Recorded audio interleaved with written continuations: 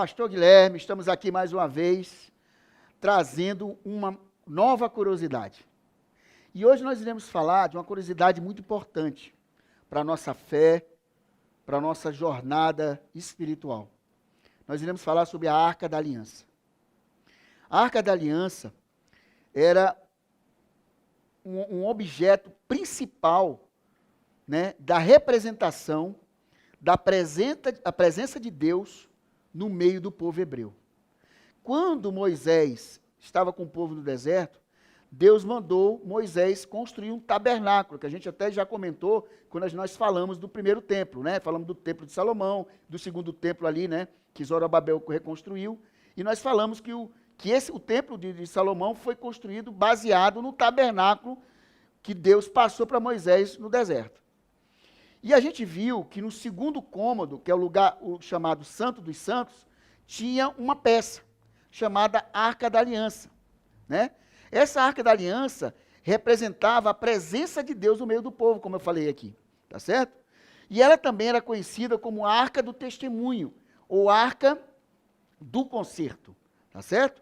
A Arca da Aliança, ela aparece no Antigo Testamento mais de 200 vezes, para vocês verem a importância da Arca da Aliança dentro do plano de salvação de Deus, para que a gente possa entender o propósito de Deus dentro da nossa jornada cristã, tá certo? Então, eu vou projetar para vocês aí uma imagem, para que a gente tenha uma noção mais ou menos do que era a Arca da Aliança. Vocês estão vendo aí, a Arca, ela foi construída quando Deus passou as orientações para Moisés.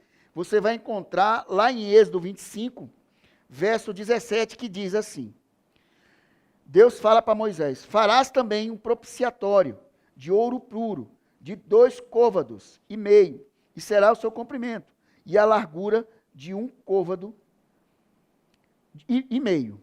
Então ele está falando aqui do propiciatório, tá? Se vocês observarem os versos anteriores, ali no Êxodo 25, do verso 10 ao 16, ele vai falar da Arca da Aliança. Mas a Arca da Aliança, ela foi construída de madeira ciprestes, e ela foi revestida totalmente de ouro, por dentro e por fora. O propiciatório, eu estou com a réplica aqui da Arca da Aliança, para a gente entender um pouco. O que é o propiciatório? Que a gente leu aqui agora na Bíblia, em Êxodo 25, verso 17. É a tampa da Arca da Aliança. E se vocês observarem, nós temos 2 querubins, virados um de frente para o outro, e as asas cobrindo o seu rosto e protegendo a parte do meio da Arca da Aliança, ou do propiciatório. Aqui vocês observam que tem uma parte em relevo. Aqui ficava o que a gente chama da Shekinah.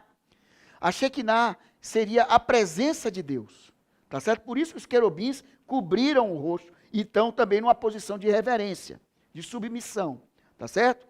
E era nesse local em que, no dia de expiação, o sumo sacerdote, que era uma vez por ano, ele entrava no lugar, no Santo dos Santos, e aspergia o sangue, né, do bode que foi escolhido, né? E o que nós tínhamos dentro da Arca da Aliança? Dentro da Arca da Aliança nós tínhamos o vaso de maná. O que era o maná? Era o alimento que foi dado por Deus para o povo durante a sua trajetória no deserto, né? Nós tínhamos as tábuas da aliança, que seriam os 10 mandamentos, e nós tínhamos o cajado de Arão, que floresceu, né? E a arca, como eu falei para vocês, ela tinha essa representação fundamental da educação de Deus ao povo, dentro do seu propósito de salvação, tá certo? Então, a Arca da Aliança também, conhecida como a Arca do Testemunho, nós vamos encontrar isso lá em Êxodo 25, 16, que diz: e porás na arca o testemunho que eu te darei.